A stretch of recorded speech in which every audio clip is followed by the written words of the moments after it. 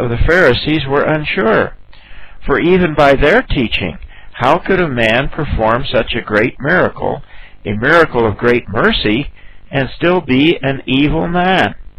So there was a sharp division among them. Verse 17, so they again said to the blind man, what do you say about him, since he has opened your eyes? He said, he is a prophet. The formerly blind man was no authority on the law. Still, he was the only one who had had direct dealings with Jesus. It would at least be interesting to hear his opinion of Jesus. Since the Pharisees were divided among themselves in their judgment, they could do worse than appeal to a third party. So they asked the man who he thought Jesus was. His answer was brief and firm. He is a prophet. The neighbors, who had known the blind man for years, were also divided over his sight restoration. Now the religious authorities, the Pharisees, were divided in their opinion of Jesus. Only the man who was healed had no doubts that Jesus had acted on him in the full power of God. There was nothing mysterious or ungodly mixed in with what Jesus did. It was clear to him that what he had experienced was an act of God. So he said, he is a prophet. You see, the man was making progress in his understanding of Jesus. His spiritual eyes were opening wider.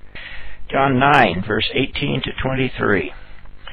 The Jews did not believe that he had been blind and had received his sight, until they called the parents of the man who had received his sight, and asked him, is this your son, whom you say was born blind?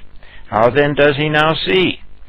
His parents answered, we know that this is our son, and that he was born blind, but how he now sees we do not know, nor do we know who opened his eyes. Ask him, he is of age, he will speak for himself. His parents said this because they feared the Jews, for the Jews had already agreed that if anyone should confess him to be the Messiah, he was to be put out of the synagogue. Therefore his parents said, he is of age, ask him. The Jewish people had been warned in their synagogues not to call Jesus the Messiah, and that anyone who dared to do this would be excommunicated from the synagogue. And excommunication was a fearful punishment, since the person who was excommunicated was denied any and all association with others, and could not receive any kind of help from them. For this reason the parents of the blind healed man were afraid to talk about how their son was healed. The authorities by this time were anxious to prove that no miracle had happened. So, as to quiet any idea that someone might have that Jesus was the Messiah, the parents willingly agreed that the man was their son and that he was born blind. But beyond that, they said they had no first-hand knowledge of how he came to see, so they could not testify about it. Nevertheless, they boldly said, he is of age, ask him, meaning he was over 30 years of age. And among the Jews, that was the age after which he had the legal responsibility to testify on his own behalf. Now the frustration of the Pharisees grew more intense. They called the formerly blind man back for still more questioning. They sought every means available to squeeze out of him a statement against Jesus.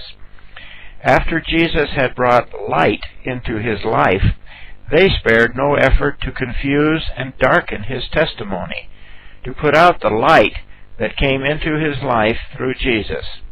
The Apostle John is giving us an example of what he said in his preface to this gospel. Quote, in him, that is in Jesus, was life, and the light was the light of men. The light shines in the darkness, and the darkness has not overcome it. John chapter 1, verse 4 to 5. So Jesus has brought light into the blind man's eyes, but the darkness now seeks to keep the light from shining in his heart also.